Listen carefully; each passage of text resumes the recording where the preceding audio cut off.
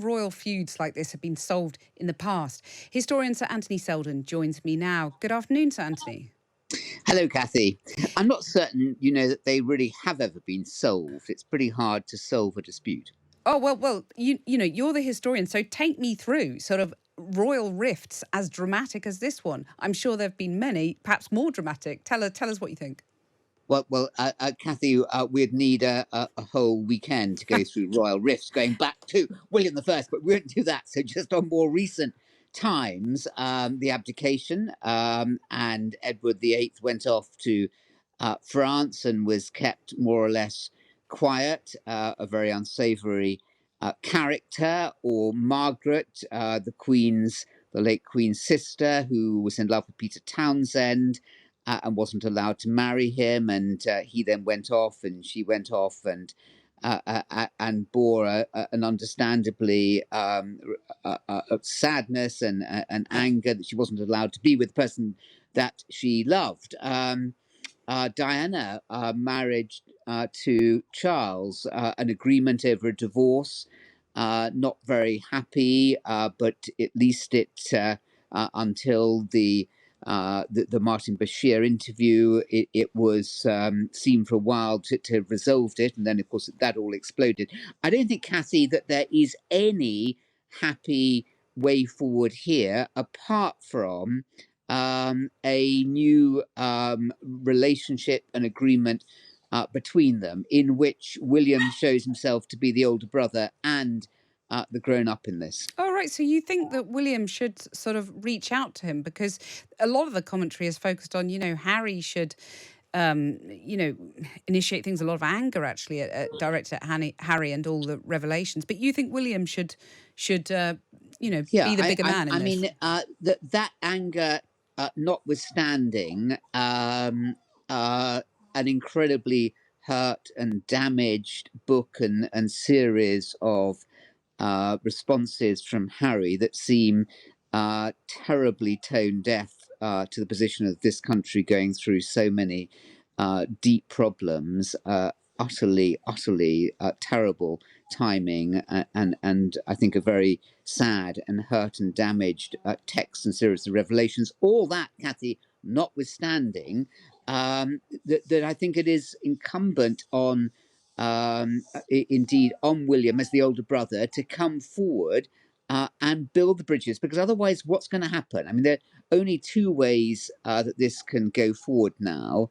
The war carries on with more and more, in as far as there's any public appetite left after this, allegations and turbulence, or there is going to be some kind of rapprochement, and it could be that this book and the Netflix and the interview on Sunday will be the very opportunity to take Harry at his word that he wants to rebuild his relationship with his father and with his brother. I mean, he's clearly and understandably a very damaged young man, and he can still do with Meghan, I think, enormous good for the causes that he believes in, including mental health and reaching out and having a much more inclusive country, a much more modern Britain in the rest of the world. So, yeah, Kathy, I think either you carry on at war, or you build bridges and find something that actually works to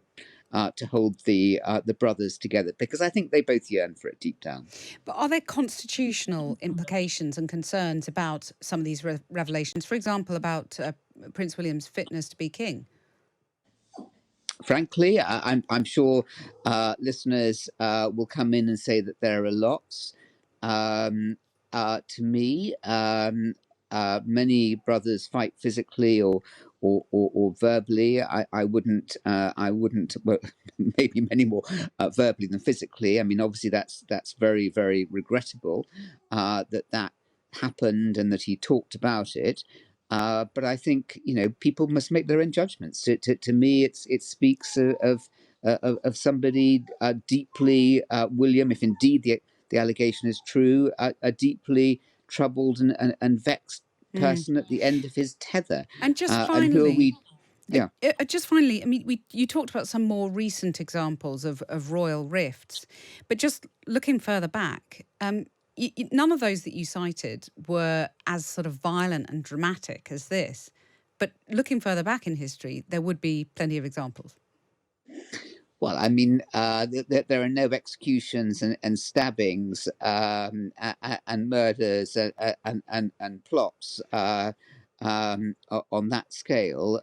No, it was pretty violent. The way that brothers and parents treated their children and family members. So, but of course, Kathy, I'm not seeking to underplay the significance of it. I'm merely saying that I think the public appetite will be turned off. Harry has already won many hearts and minds in the United States. They can carry on with what I think is an undignified war, or they can find common cause as brothers in something that they believe in.